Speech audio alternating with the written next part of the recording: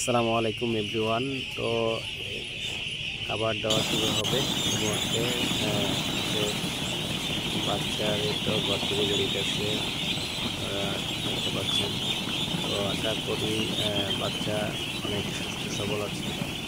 তো ইনশাল্লাহ খুব দ্রুত মাঠে ছেড়ে দেবো আশা করি। তো ভ্যাকসিনটা এখনও বাকি আছে, তো আশা করি ভ্যাকসিনটা খুব দ্রুত, সম্ভবত হয়তো আগামী সপ্তাহের মধ্যে আমরা ভ্যাকসিনটা অলরেডি দিয়ে দিব।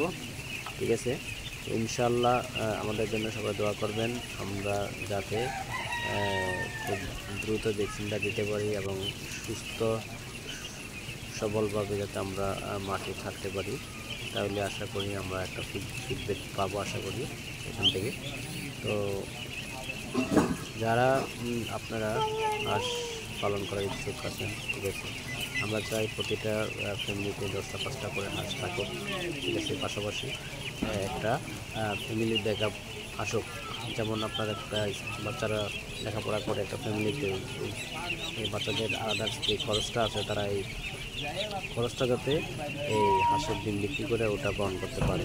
এক সময় আমাদের অভিভাবক, আমার মা বাবাও এক সময় একটু হাঁস পালন করছিল, করার পরে আমরা এই বিষয়গুলা অনুপ্রেরণা পেয়েছি। তো আশা করি আমি একজন উদ্যোক্তা হওয়ার চেষ্টা করতেছি। আপনারা ইনশাল্লাহ পাশে থাকবেন, সাপোর্ট দিবেন, দোয়া করবেন। আশা করি যাতে ভালো কিছু করতে পারি সামনের দিকে। ইনশাল্লাহ আগামী শীতের মধ্যে আমাদের একটা প্ল্যান আছে, প্ল্যান পর্যন্ত যদি আগে যেতে পারি ইনশাল্লাহ দিলে ভালো কিছু হবে আশা করি।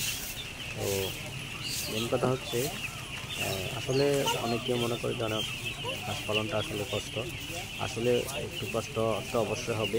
সেক্ষেত্রে আমরা চেষ্টা করতেছি যে ভালো কিছু করার জন্য। সবাই ভালো থাকবেন, আল্লাহ হাফেজ।